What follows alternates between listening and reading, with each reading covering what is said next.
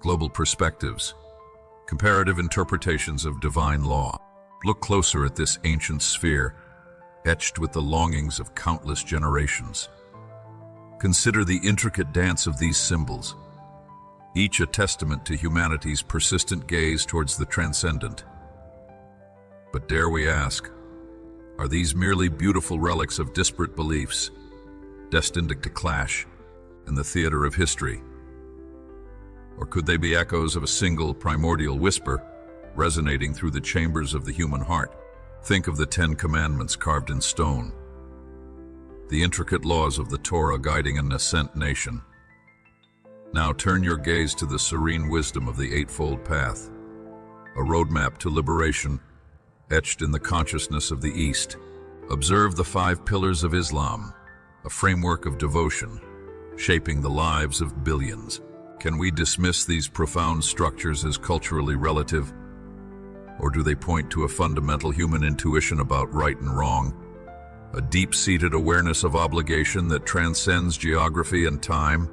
Consider the concept of Dharma in Hinduism and Buddhism, a cosmic order, a personal duty. Is this so different from the Western notion of natural law, an inherent understanding of good and evil, woven into the fabric of creation? What if the seemingly disparate legal traditions are, in fact, varied expressions of an innate human desire for harmony, a yearning for a universe governed by principles of fairness and truth? And what of justice? From the Mosaic insistence on an eye for an eye, a principle intended to limit vengeance, not incite it, to the Confucian emphasis on social harmony through righteous conduct, the quest for a just society echoes across millennia. The quest millennia. Is this merely a pragmatic concern for societal stability? Or does it point to a deeper, divinely inspired longing for equity?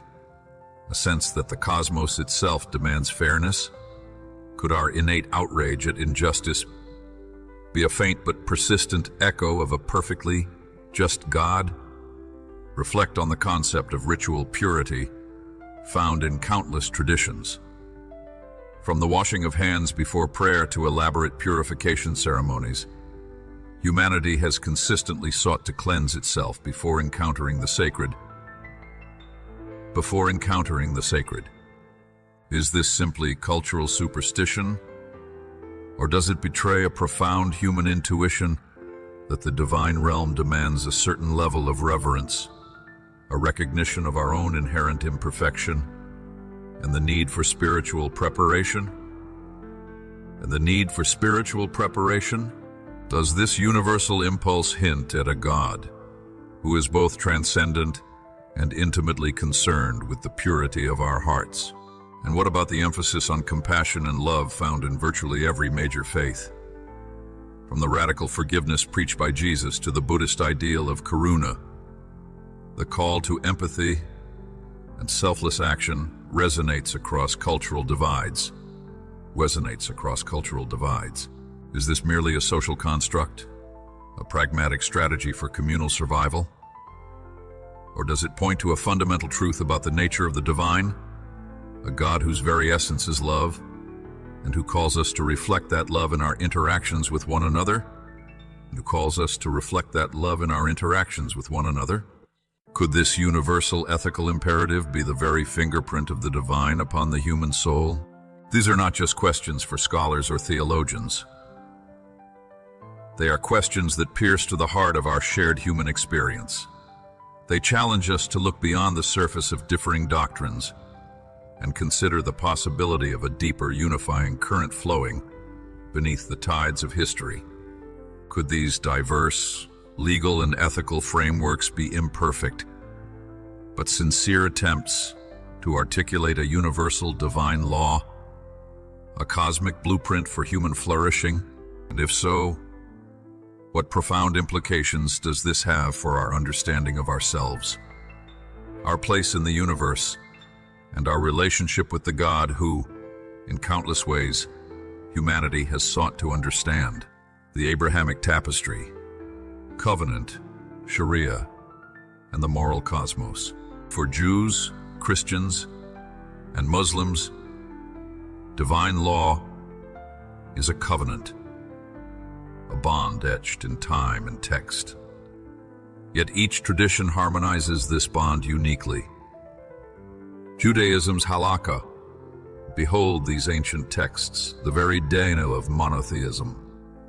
Scrolls unfurling secrets from the desert winds, the elegant script of the Quran echoing in sacred chambers, the luminous gaze of Byzantine icons piercing through the veil of time.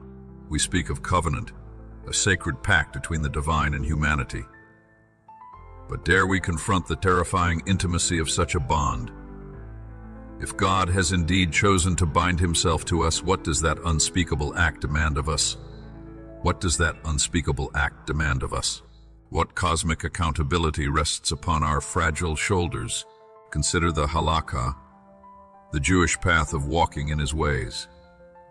Not just grand pronouncements from on high, but a meticulous tapestry woven into the very fabric of daily life. But ask yourself, does this intricate roadmap sometimes obscure the very destination? Could the sheer volume of interpretation, the 613 threads spun from the concise pronouncements of Sinai, ever unintentionally create distance from the raw, unfiltered encounter with the Holy One? Is it possible to become so engrossed in the how of devotion that we lose sight of the why? The Decalogue, those stark, unforgettable "thou shalt nots." They stand as moral absolutes echoing through the corridors of history. But what if these prohibitions are not merely a list of restrictions, but rather a profound invitation to freedom? Could it be that by embracing these boundaries, we unlock a deeper, more authentic expression of our humanity? And what chilling implications arise if we casually disregard these divine guardrails? Are we not then, in a very real sense, unraveling the very fabric of a moral universe? Think of the Talmud, a vast ocean of rabbinic wisdom, generation upon generation wrestling with the implications of divine law. Is this relentless interpretation a sign of vibrant faith, a testament to the living word? Or could it also be a mirror reflecting our own human tendency to rationalize, to negotiate, even to subtly reshape the divine will to fit our own limited understanding? In our earnest attempts to comprehend the infinite, do we risk domesticating the very mystery that should leave us breathless with awe? And what of this concept of sanctifying daily life? The mundane elevated, the ordinary imbued with the extraordinary. Is this not a breathtaking vision? But doesn't it also pose a terrifying challenge? If every act, every moment, has the potential to become an encounter with the sacred, what does our chronic indifference, our casual cruelty, our relentless pursuit of the trivial reveal about our spiritual blindness? Are we sleepwalking through a world shimmering with divine presence, utterly oblivious to the holy ground beneath our feet? These are not comfortable questions. They are the kind that keep us awake at night, the kind that force us to confront the uncomfortable truths about ourselves and our relationship with the divine. But perhaps it is in this very discomfort, in this jarring awakening, that the true power and the enduring relevance of these ancient laws are revealed. For they are not just rules to be followed, but a mirror reflecting our deepest selves and a constant call to something more, something transcendent, something terrifyingly beautiful. Islam's Sharia. Consider now the concept of Sharia, a word often misunderstood, sometimes feared. But at its heart, doesn't it whisper of surrender? Not a forced submission, but a willing yielding to a wisdom far surpassing our own fleeting grasp. But here's the question that should jolt us. In our fiercely independent age, in our relentless assertion of self, have we lost the very capacity for true surrender? Have we become so enamored with our own limited perspectives that we deafen ourselves to the possibility of a higher, more encompassing truth? The Quran proclaims, We have made you a balanced community, witnessing to humanity. A balanced community. A witness. But what horrifying indictment does our current fractured world offer to this divine aspiration? Have we, the inheritors of this profound vision, become a stumbling block rather than a guiding light? Does our internal strife, our external conflict, betray a fundamental failure to embody this divinely ordained balance? Are we truly witnessing to unity, or to the tragic consequences of division? This surrender, this Islam, is meant to be a path to peace, a deep and abiding tranquility found in alignment with the divine will. But why then, in the very lands where this message first bloomed, do we so often witness turmoil and strife? Is it a flaw in the divine blueprint, or a catastrophic failure in our human execution? Could it be that we have mistaken rigid adherence for genuine submission, the letter of the law for the spirit of divine love? Then we encounter the mystics, the Sufis, like the incandescent Rumi. For them, the perceived rigidity of Sharia melts, transformed by the fervent love song of the soul. But this begs a piercing question. Have we, in our often dogmatic interpretations, inadvertently extinguished the very flame of love that should animate our faith? Have we built walls of legalism so high that the unifying light of divine affection can no longer penetrate? Affection can no longer penetrate. Could it be that the true essence of divine law is not found in meticulous rules alone, but in the passionate, yearning heart that seeks union with the beloved? Think of the ecstatic poetry, the whirling dervishes, the tales of profound intimacy with the divine that emerge from this mystical tradition. Is this a deviation from the true path, or a deeper understanding of its ultimate aim? Could it be that the external structures of law are meant to serve as scaffolding, eventually to be transcended as the soul takes flight in the boundless expanse of divine love? And if so, are we courageous enough to loosen our grip on the familiar, to risk the dizzying ascent towards that ultimate union? These are not gentle inquiries. They are meant to unsettle, to provoke a profound re-evaluation of what it truly means to surrender to the divine. Is it merely an intellectual assent to a set of doctrines, or is it a radical transformation of the heart, a complete and utter abandonment to the current of divine love that flows through all creation? The answer to this question may well determine not only our individual destinies, but the fate of our interconnected world. Christianity's grace. Law paradox. Now, we turn to the Christian narrative, a story wrestling with what appears to be a fundamental tension: law and grace. Paul's earth-shattering cry echoes across the centuries. The letter kills, but the Spirit gives life. But the Spirit gives life. It's a shocking declaration. Could the very divinely inspired law, the bedrock of a covenant, actually be an instrument of death?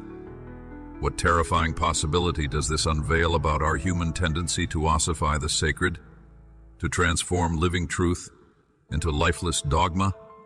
Have we, in our attempts to codify and control, inadvertently suffocated the very breath of the divine?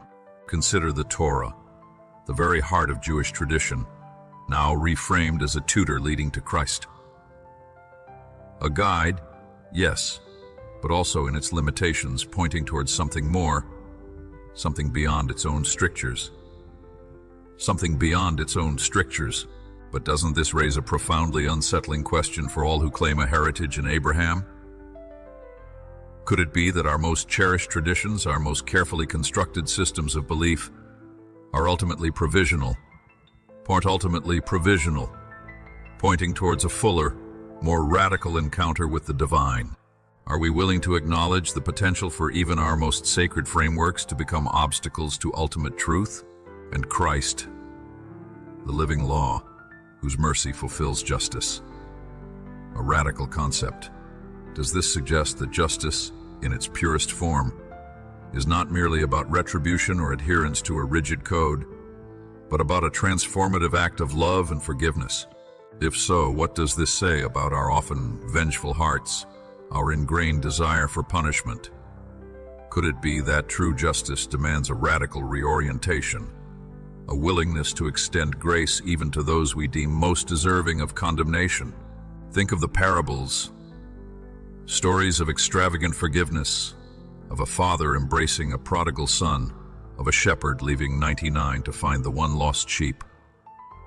Do these tales merely offer comforting sentiments, or do they expose the scandalous nature of divine mercy? Does God's love operate within the neat boundaries of our human understanding of fairness? Or does it overflow, defying our calculations and challenging our sense of deserving? Consider the crucifixion itself, the ultimate act of divine love and sacrifice. Does this not stand as a stark and brutal indictment of our human capacity for judgment and violence? Could it be that the living law embodied in Christ reveals the inherent limitations of any system built solely on human interpretation and enforcement? Does the cross demand that we lay down our swords of self, righteousness, and embrace a vulnerability that mirrors God's own self, giving love, this grace? Law paradox is not a comfortable theological puzzle. It is a live wire that should shock us into a profound re-evaluation of our relationship with the divine and with one another. Does it mean that law is obsolete? No, perhaps it means that law finds its ultimate meaning and fulfillment not in rigid adherence, but in the spirit of love and mercy that animates it. And this raises the most unsettling question of all.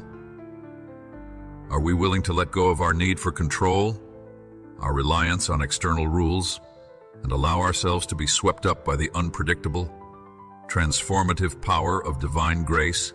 Are we brave enough to embrace a living law that demands not just obedience, but a radical opening of the heart?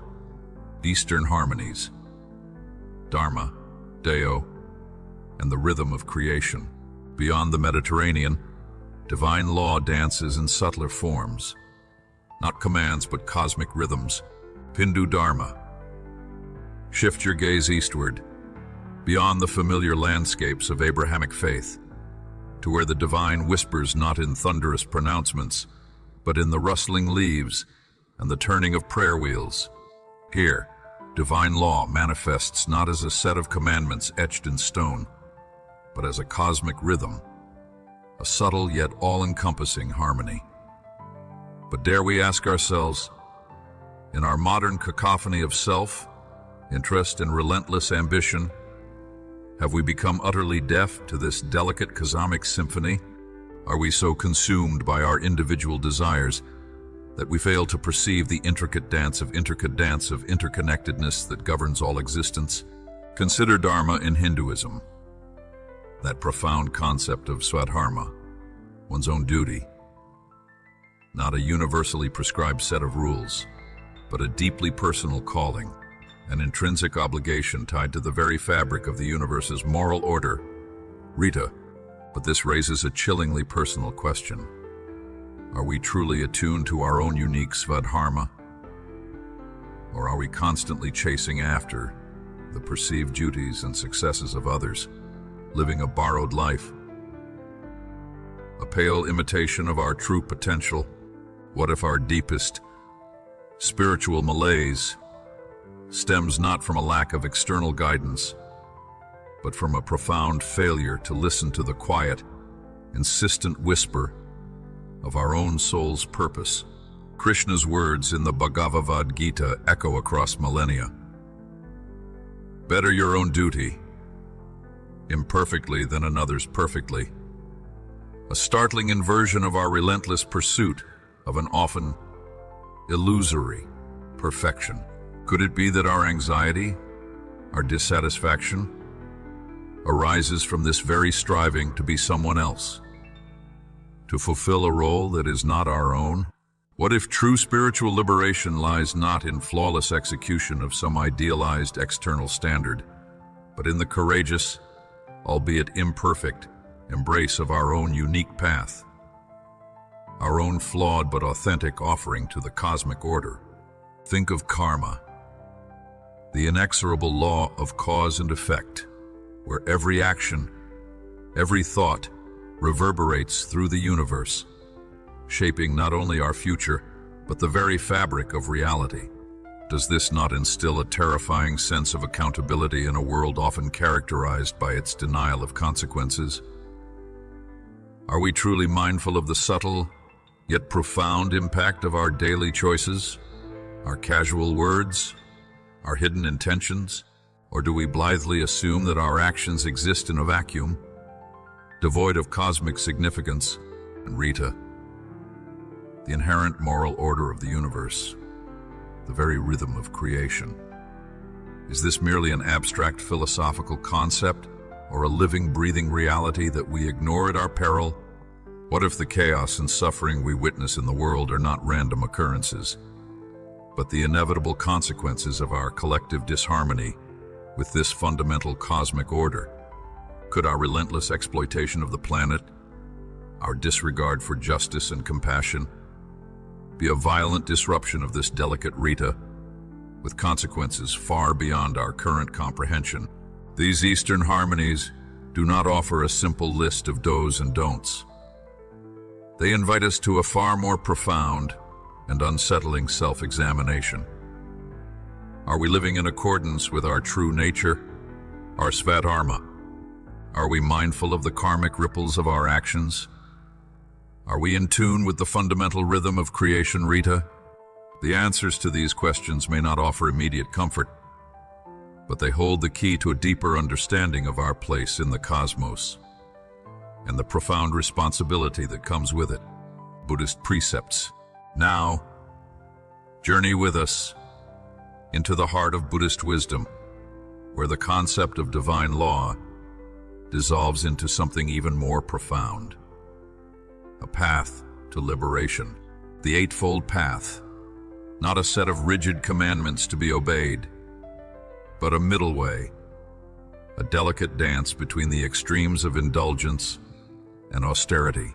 But this begs a question that should shake the foundations of our comfort. In our relentlessly consumer-driven world, obsessed with instant gratification and the accumulation of possessions, have we utterly lost sight of this middle way?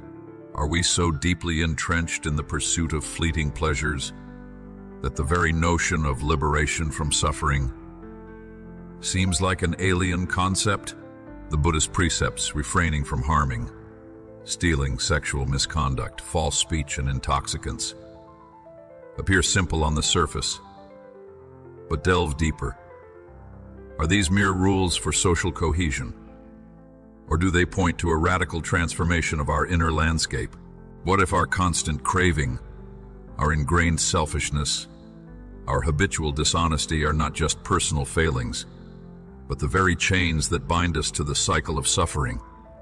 Could true liberation only begin when we confront these deeply ingrained patterns with unflinching honesties? Consider the emphasis on right understanding and right thought, the very first steps on the Eightfold Path. How often do we truly examine the assumptions that underpin our beliefs, the biases that color our perceptions? Are we willing to confront the uncomfortable possibility that our thoughts themselves might be a source of suffering, both for ourselves and for others? Could it be that true wisdom begins not with acquiring more knowledge, but with a radical questioning of what we think we already know? Then there is right speech, speaking truthfully, kindly, and constructively. In our age of instant communication, of often vitriolic online discourse and the casual spread of misinformation, how profoundly have we strayed from this fundamental precept? What devastating consequences ripple outwards from our careless words, our impulsive judgments? Could it be that the path to peace, both inner and outer, begins with a conscious and disciplined cultivation of our speech, and right action, right livelihood, and right effort, ethical conduct woven into the very fabric of our daily lives? How often do we compromise our values in the pursuit of personal gain or convenience? Are we truly mindful of the impact of our actions on the world around us? On the delicate web of life, could it be that true spiritual practice is not confined to meditation cushions or temple walls, but permeates every aspect of our being, from the way we earn our living to the energy we invest in our endeavors? Finally, right mindfulness and right concentration, the cultivation of present moment awareness and focused attention. In our hyper-stimulated, constantly distracted world, how elusive has this inner stillness become? Are we so addicted to external stimuli that we have lost the ability to simply be, to observe the ceaseless flow of our thoughts and emotions without judgment? Without judgment? Could it be that true insight, true liberation, arises not from frantic striving, but from a quiet, unwavering presence in the here and now? The Buddhist path does not promise easy answers or divine intervention. It offers a challenging invitation to take radical responsibility for our own suffering and our own liberation. It asks us to question our deepest assumptions, to confront our most ingrained habits, and to cultivate a profound awareness of the interconnectedness of all things. And the most shocking question of all remains: are we willing to undertake this arduous inner journey to dismantle the very structures of our ego in the pursuit of a freedom that transcends the limitations of our ordinary experience? Taoist uncarved block. And now, let us wander into the mystical realm of the Tao, where the very notion of rigid law is met with a gentle, almost mocking smile. Laozi, in his enigmatic Dao De Jing, cuts to the quick. When the Dao is lost, we invent laws, a shocking indictment of our human tendency to codify and control. Could it be that our incessant need to define, to categorize, to legislate is not a sign of wisdom, but an admission of our profound disconnect from the natural, effortless flow of the universe? Have we become so obsessed with building fences that we have forgotten the boundless expanse beyond? The concept of the uncarved blocks view lies at the heart of Taoist thought, a state of pure potentiality, unburdened by artifice or pretense. But this poses a deeply unsettling question to our achievement-oriented identity. Obsessed culture, have we become so heavily carved, so rigidly defined by our roles, our possessions, our self-constructed narratives, that we have lost touch with our own inherent, unadulterated essence? Could true wisdom lie not in accumulation and definition, but in a radical stripping away of the inessential, a return to our original, unblemished state? Laozi observes that true harmony flows like water, shapeless yet shaping all. Water, yielding, adaptable, seemingly weak, yet possessing the power to erode mountains and carve canyons. This challenges our ingrained notions of power and control. Are we so fixated on exerting our will, on imposing our structures, that we fail to appreciate the subtle, transformative power of yielding, of aligning ourselves with the natural currents of life? With the natural currents of life? Could it be that true strength lies not in rigidity, but in a fluid adaptability, a willingness to go with the flow? Consider the Tao itself, the way, the ultimate principle underlying all reality, ineffable and beyond definition. Yet we humans, in our intellectual arrogance, constantly attempt to grasp it, to confine it within the limitations of our language and logic. Isn't this a fundamentally futile endeavor? Could it be that true understanding of the Tao comes not through intellectual analysis, but through intuitive resonance, through a quiet, receptive openness to the subtle energies that permeate all things? The Taoist sage embraces spontaneity, non-action, wu-wei, not a passive inaction, but an action that arises naturally, effortlessly, in harmony with the Tao. This flies in the face of our relentless striving, our constant need to control and manipulate. Could it be that our over-engineered lives, our meticulously planned schedules, are actually hindering our ability to connect with the natural rhythm of existence? What if true effectiveness lies not in forceful exertion, but in a quiet attentiveness, allowing things to unfold organically? Think of the natural world. The effortless blooming of a flower, the unhurried flow of a river, the silent growth of a tree. Do these phenomena adhere to rigid laws and regulations? No. They operate in accordance with the inherent principles of the Tao.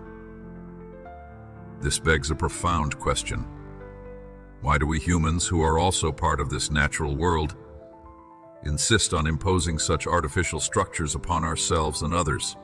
Could it be that our laws, our rules, our rigid notions of virtue are actually a symptom of our alienation from the very source of our being? The Taoist path invites us to a radical letting go, a surrender not to a divine command, but to the inherent wisdom of the universe itself. It challenges us to question our deeply ingrained assumptions about control, about achievement, about the very nature of virtue, and the most unsettling question of all remains: are we willing to dismantle the rigid structures of our minds, to embrace the shapelessness of the uncarved block, and to allow ourselves to be guided by the effortless, transformative flow of the Tao? Indigenous wisdom, earthbound ethics, and ancestral voices. Where sacred texts are unwritten, divine law lives in land, memory, and communal breath.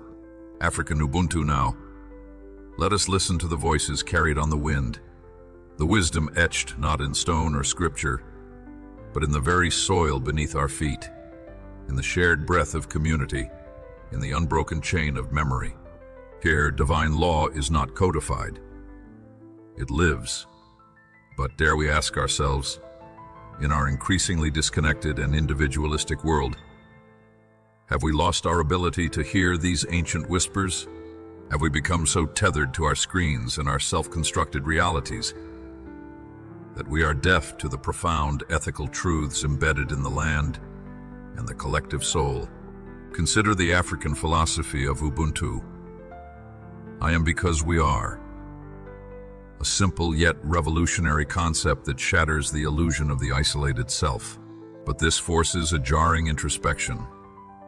In our fiercely competitive societies, driven by individual achievement and the relentless pursuit of number one, have we forgotten this fundamental truth of our interconnectedness? Could it be that our deep-seated anxieties and societal fractures stem from this very denial of our shared humanity? The Zulu proverb, Umuntu ngumuntu ngabantu, a person is a person through other persons, echoes the ancient call in Leviticus to love not only our neighbor, but also the stranger.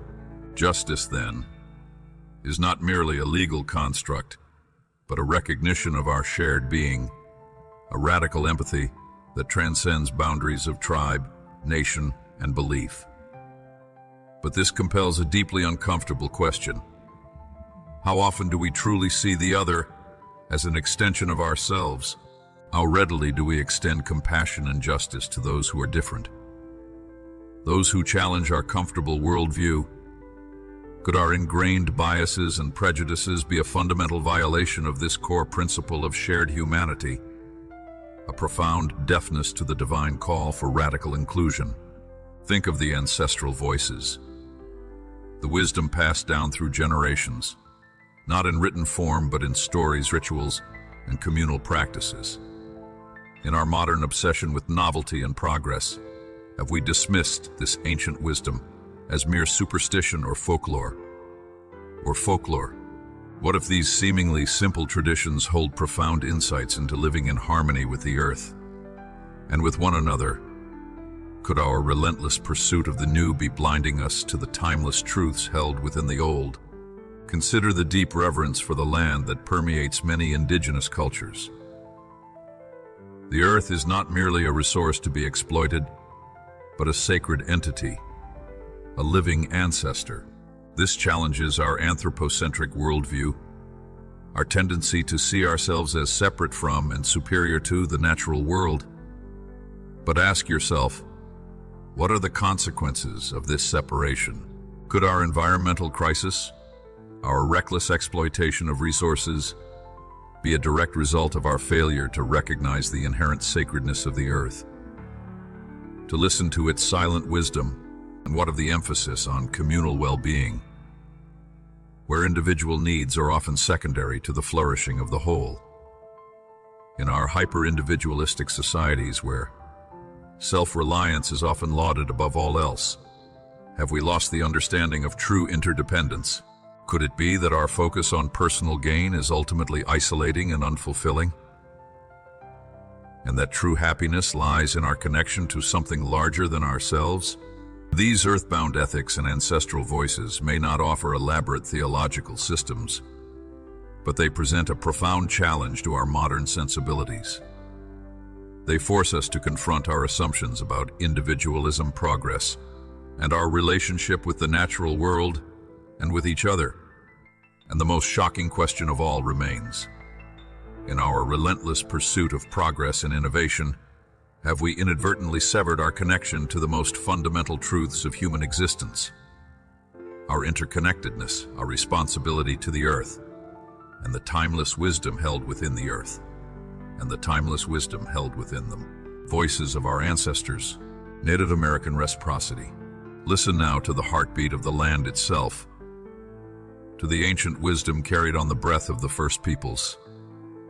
The Lakota prayer, Mitakuye Oyesing, all are related. A simple phrase, yet one that explodes the very foundations of our anthropocentric worldview. But dare we truly grasp the radical implications of this interconnectedness? In our relentless pursuit of dominion over nature, have we forgotten that we are but one thread in the intricate tapestry of life, not its sole weaver? Could our insatiable desire to control and exploit be a fundamental betrayal of this sacred kinship? This prayer is not a sentimental notion. It is a profound ethical imperative. If all are related, the soaring eagle, the creeping insect, the flowing river, the towering mountain, then what unimaginable responsibility rests upon us? Stewardship, not domination. But look around at our polluted skies, our poisoned waters, our ravaged landscapes. What devastating testament do these bear to our utter failure to live up to this sacred trust? Have we so thoroughly embraced the role of conqueror that we have become blind to our true calling as caretakers? Consider the indigenous understanding of the earth, not as a collection of resources to be extracted, but as a living entity, a sacred mother. This stands in stark contrast to our industrialized mindset, which often views nature solely through the lens of economic utility. But ask yourself, what spiritual poverty do we inherit from this transactional view of the natural world? Could it be that our alienation from the earth is a reflection of our deeper alienation from the sacred source of life itself? Think of the intricate web of reciprocity that governs many indigenous cultures. A constant giving and receiving between humans and the natural world. We take, but we also give back, with gratitude and respect. With gratitude and respect.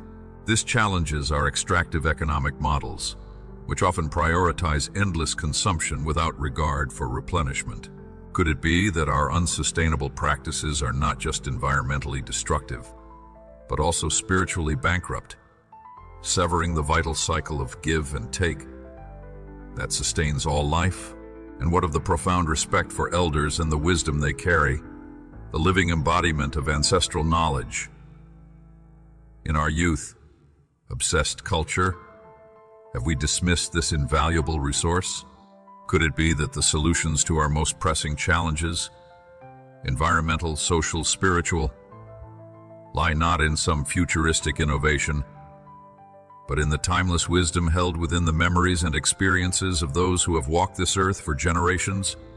The Lakota prayer, Mitaku Yeo Yazing, is not just a beautiful sentiment. It is a piercing indictment of our current trajectory. It calls us to a radical shift in perspective, from a paradigm of domination to one of kinship, from exploitation to stewardship. And the most shocking question of all remains, are we willing to dismantle the arrogant edifice of our self-proclaimed superiority and humbly embrace our place as one member of a vast and interconnected family? As one member of a vast and interconnected family, are we ready to listen to the wisdom carried on the wind, to learn from the earth itself, before the threads of this sacred web are irrevocably broken? Aboriginal songlines. Imagine a land where the very contours of the earth are a living scripture, where the paths walked by ancestors are both physical trails and moral directives. This is the realm of the Aboriginal songlines. Ancestral tracks crisscrossing the Australian outback, a walking Bible where geography is theology. But dare we even begin to fathom such a profound connection between land and law in our increasingly placeless, digitally mediated lives? Have we lost all sense of the sacred imbued within the very ground beneath our feet? Could it be that our detachment from the physical world has severed us from a deep and vital source of spiritual and ethical wisdom? These songlines are not mere roots. They are intricate narratives, woven into the landscape by the ancestral beings during the dreaming. They recount the creation of the world, the origins of life, and the fundamental laws that govern all existence. But this raises a startling question. If the land itself holds these sacred stories and moral codes, what does our relentless destruction of natural habitats, our carving up of the earth for our own purposes, signify? Are we not, in a very real sense, tearing pages from this living Bible, silencing the voices of the ancestors, and obliterating the very foundations of a moral universe? Consider the Aboriginal understanding of time, not as a linear progression, but as a cyclical reality where the past, present, and future are interconnected. The dreaming is not just a mythic past. It is an ever-present reality that continues to shape the land and its people. This challenges our Western obsession with progress and our tendency to view the past as something to be left behind. Could it be that our relentless pursuit of the new is blinding us to the timeless wisdom and enduring obligations embedded within our origins? The songlines are also a communal responsibility. Knowledge of these pathways and their associated stories is carefully guarded and transmitted through generations. This stands in stark contrast to our individualistic pursuit of knowledge and our often casual disregard for ancestral wisdom. Could it be that our fragmented societies, our loss of strong communal bonds, are a direct consequence of our failure to honor and preserve these shared narratives, these collective maps of meaning? Imagine walking these songlines, each step resonating with the footsteps of your ancestors, each landmark a reminder of a sacred story and a moral imperative. This embodies a profound sense of belonging, of being deeply connected to both the land and the community. But what of us, who often feel rootless and disconnected in our modern urban environments? Have we lost this fundamental sense of place, this visceral understanding of our relationship to the earth and to those who came before us, Could our spiritual malaise be, in part, a yearning for this deep and abiding connection? The Aboriginal concept of custodianship, the responsibility to care for the land and its resources for future generations, is not just an environmental ethic. It is a sacred duty. This challenges our short-sighted, often exploitative relationship with the planet. Could it be that our current environmental crisis is a direct consequence of our failure to embrace this ancient wisdom, to recognize ourselves as temporary custodians rather than permanent owners? The songlines offer a radical alternative to our textualized and often abstract notions of divine law. They present a living, breathing ethics grounded in the tangible reality of the land. And the most shocking question of all remains: are we willing to open our senses to the sacred stories etched in the earth, to learn from the footsteps of those who walked this land for millennia before our arrival? Can we allow the landscape itself to become our teacher, our guide, our living testament to the enduring power of ancestral wisdom? The modern crucible. Clashing swords, forging bridges. Today, divine law's heirs face new Goliaths. Polarization, pluralism, and planetary crisis. How do ancient wisdoms speak to these storms? Human rights as sacred duty. Look around at the modern crucible, the fiery trials of our time, the chasm of polarization that divides us, the dizzying complexity of a pluralistic world, the looming shadow of planetary crisis. The heirs of ancient divine law now face new Goliaths. But dare we ask, are these ancient wisdoms mere relics of a bygone era, powerless against the storms of modernity? Or could they, in their enduring truth, offer a compass and an anchor in these turbulent waters? Could the echoes of Sinai, the whispers of the Ganges, the songs of the outback, hold the very keys to our survival and our flourishing? Consider the Universal Declaration of Human Rights, a document forged in the aftermath of unimaginable human suffering. Its very first article proclaims, "All human beings are born free and equal in dignity and rights." A seemingly secular declaration, yet does it not resonate with the profound theological assertion of the Imago Dei in Genesis, that humanity is made in the very image of God?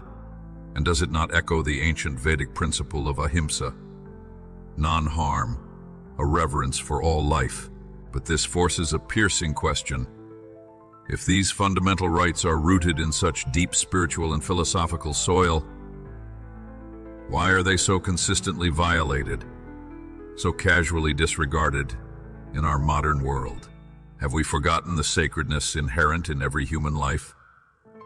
The divine spark that animates each and every one of us? Think of the polarization that tears our societies apart, the seemingly unbridgeable divides of ideology and identity.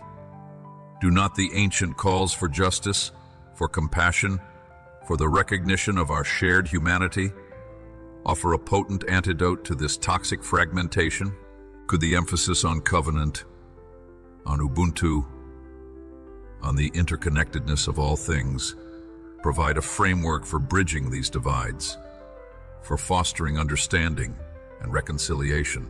Or have we become so entrenched in our own perspectives that we are incapable of seeing the inherent dignity and worth of those who hold different views? Consider the challenge of pluralism, the encounter with a multitude of beliefs and worldviews. Is this a threat to the integrity of divine law, or an opportunity for a deeper, more nuanced understanding of the sacred? Could the wisdom of the middle way, the Taoist principle of yielding, the indigenous emphasis on listening and learning, offer pathways for respectful dialogue and mutual enrichment? Or will we succumb to the temptation of tribalism and exclusion, clinging rigidly to our own truths while dismissing the validity of others? And then there is the planetary crisis, the unprecedented threat to the very web of life that sustains us. Do not the indigenous traditions, with their deep reverence for the earth and their understanding of our interconnectedness with the natural world, offer a vital corrective to our destructive tendencies? Could the Lakota prayer, Mitakuye Oyasing, become a guiding principle for a radical reevaluation of our relationship with the planet? Or will we continue our reckless exploitation, heedless of the catastrophic consequences for future generations? These modern Goliaths, polarization, pluralism, planetary crisis, are not merely political or social challenges. They are deeply spiritual and theological crises. They force us to confront the fundamental questions of who we are, what our purpose is, and how we are to live in right relationship with one another and with the world around us. And the most shocking question of all remains, will we allow the ancient wisdoms, the enduring truths embedded in the diverse expressions of divine law across the globe, to guide us towards a more just, more compassionate, and more sustainable future? More compassionate and more sustainable future? Or will we allow the storms of modernity to overwhelm us, losing sight of the sacred duty we have to ourselves, to each other, and to the precious planet we call home? Geological repentance, Pope Francis's Laudato Si, and Hindu chipko tree, huggers alike reframe dominion as kinship. The earth is our mother. Her wounds are ours. And what of our ravaged planet, our wounded Mother Earth? Here, the heirs of divine law are called to a radical act of ecological repentance, a turning away from our destructive ways and a return to a relationship of kinship with the natural world. Pope Francis, in his powerful encyclical Laudato Si, and the Hindu chipko tree, huggers with their courageous acts of nonviolent resistance, both echo the ancient wisdom. The earth is our mother. Her wounds are ours. But this compels a deeply unsettling question. Have we become so desensitive to the suffering of the planet, so blinded by our own self-interest, that we have forgotten this fundamental truth? Are we willing to acknowledge our complicity in the destruction of our own home, our own mother, our own source of life? The concept of dominions, often misinterpreted as a license for exploitation, is now being radically reframed as kinship, as a sacred responsibility to care for the earth, as we would care for our own families. But this demands a profound shift in our worldview, a dismantling of the arrogant notion that we are masters of the universe. Are we willing to relinquish our sense of entitlement, to embrace a humility that recognizes our place as one species among many, all interconnected and interdependent? Think of the indigenous understanding of the earth as a living entity, a sacred presence. This challenges our mechanistic worldview, which often reduces nature to a collection of resources to be extracted and consumed. But ask yourself, what spiritual aridity do we inherit from this desacralized view of the natural world? Could it be that our environmental crisis is, at its root, a crisis of disconnection, a failure to recognize the inherent sacredness of all creation? Consider the call for ecological conversions, a transformation of our hearts and minds, a turning away from consumerism and wastefulness, and a turning towards a more sustainable and compassionate way of living. This demands not just policy changes, but a fundamental shift in our values, our priorities, our very understanding of what it means to live a good life. Are we willing to embrace this radical conversion, to simplify our lifestyles, to prioritize the well-being of the planet over the accumulation of material possessions? And what of the call for intergenerational solidarities? The recognition that our actions today will have profound consequences for future generations. This challenges our short-sighted focus on immediate gratification, our tendency to prioritize our own comfort and convenience over the long-term health of the planet. Are we willing to act as responsible stewards, to make sacrifices for the sake of those who will inherit the earth after us? After us, the wounds of the earth are our wounds. The destruction of the rainforests, the pollution of the oceans, the extinction of species. These are not abstract problems. They are reflections of our own inner turmoil, our own spiritual sickness.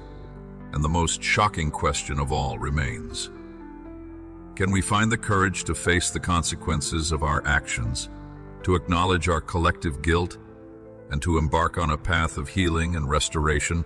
Can we, in the face of overwhelming evidence of our destructive power, rediscover our capacity for love, for compassion, for reverence for the sacredness of life itself? Can we, in short, rediscover our kinship with the earth, our mother, and heal her wounds as our own? Dialogue in the desert. Amidst the clashing swords of ideology and the cacophony of competing claims, a different sound emerges, the quiet hum of dialogue. From the ancient souks of Marrakesh to the bustling streets of Manila, interfaith councils are proving a radical truth, that Sharia, Dharma, and agape, seemingly disparate expressions of the divine, can indeed share a table without surrendering their unique truths. But dare we truly believe in the possibility of such profound harmony? In a world so often defined by division and conflict in the name of faith, can we open our hearts and minds to the transformative power of genuine encounter? Could it be that our insistence on absolute, mutually exclusive truth has blinded us to the shared human yearning for the transcendent that lies at the heart of all traditions? These dialogues are not about diluting core beliefs or seeking a lowest common denominator. They are about courageous individuals and communities engaging in respectful conversation, seeking to understand the other's perspective, to find common ground without sacrificing their own deeply held convictions. But this demands a radical humility. Are we willing to acknowledge that our own understanding of the divine may be incomplete, that others may hold pieces of the puzzle that we ourselves are missing? Can we move beyond the defensiveness of my truth is the only truth to the more expansive possibility of shared wisdom? Think of the courage it takes for individuals from deeply different backgrounds, often with histories of conflict and misunderstanding, to sit together in earnest dialogue. This act itself is a testament to the human capacity for empathy and reconciliation. But what prevents this from happening more widely? Could it be our fear of the other, our ingrained prejudices, our unwillingness to step outside the comfortable confines of our own familiar narratives? Consider the potential for mutual enrichment that arises from these encounters. When a Muslim scholar shares the beauty of the Quranic call for justice, when a Hindu priest illuminates the profound wisdom of Dharma, when a Christian theologian speaks of the transformative power of agape, are we not all invited to a deeper understanding of the multifaceted nature of the divine? Could it be that by listening to the voices of others, we gain a richer, more comprehensive vision of the sacred? These interfaith dialogues are not naive exercises in utopian idealism. They acknowledge the real differences that exist between traditions, but they refuse to let these differences become insurmountable barriers. They seek to build bridges of understanding, to foster relationships of trust, to work together for the common good. But this requires a sustained commitment, a willingness to engage in difficult conversations, and a deep respect for the integrity of the other. Are we prepared to invest the time and effort necessary to cultivate such meaningful encounters? And what is the ultimate goal of this dialogue? It is not to create a single homogeneous faith, but to foster a world where people of different beliefs can coexist peacefully and work collaboratively to address the pressing challenges facing humanity. Facing humanity. It is to demonstrate that our shared humanity is more profound than our differences, that our common yearning for meaning and purpose can be a powerful force for unity. But this demands a fundamental shift in our mindset, a move away from a paradigm of competition and conflict towards one of cooperation and mutual respect. The dialogues in the desert and in the cities are beacons of hope. In a world often shrouded in darkness, they offer a powerful testament to the possibility of finding common ground without surrendering truth.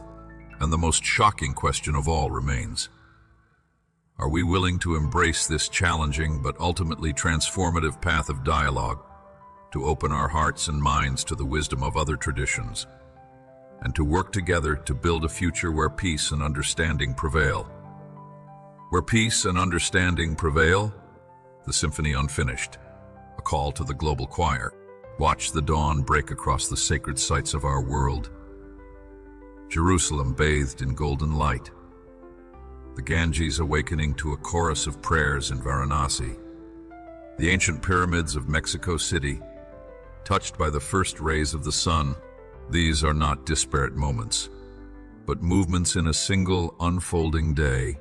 Divine law's beauty, the Quran reminds us, lies not in a sterile uniformity, but in a vibrant polyphony. Peoples and tribes, that you may know one another. But dare we truly embrace this divine invitation to encounter the other not as a threat, but as a potential source of profound revelation? In our fear of difference, have we unknowingly silenced vital instruments in the orchestra of humanity? Bishop Barron often echoes Augustine's timeless cry, "Our hearts are restless till they rest in you." But what if this very restlessness, this inherent human yearning, is not meant to drive us into isolated fortresses of belief, but toward each other? Could our shared longing for the transcendent be the very bridge that spans the divides of culture and creed? What if the ache in our hearts is not just a yearning for God, but a yearning for connection, for understanding, for the rich tapestry of human experience that reflects the multifaceted glory of the divine? For believers, look deeply within your own tradition. Has it become a fortress, a defensive bastion against the perceived threats of the outside world? Or is it a fountain, overflowing with living water, nourishing not only its own, but also those who thirst on different paths? Is your sacred text a mirror, reflecting only your own face, confirming your own biases and assumptions? Or is it a prism, capable of refracting the light of the divine into a breathtaking spectrum of colors, revealing the many hues of God's infinite wisdom as expressed through the diverse experiences of humanity? Could it be that by clinging too tightly to the familiar, we are inadvertently limiting our experience of the boundless and the holy? For seekers, you who stand at the threshold, perhaps wary of dogma and doctrine, consider this. What if the divine inherent in these ancient laws, in these persistent human attempts to articulate the sacred, is not the decree of a distant tyrant, demanding blind obedience? What if it is instead the gentle whisper of a lover, inviting us not to become less human, confined by rigid rules, but to become more human, more compassionate, more connected, more fully alive? Could it be that the very essence of these laws is a call to our highest selves, an invitation to participate in the ongoing creation of a more humane and harmonious world?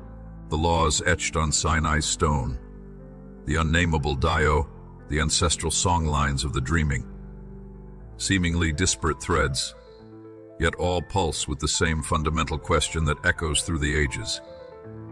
How then shall we live? How then shall we live in our fractured and fragmented age? Their answer, in its simplicity and its radicality, remains.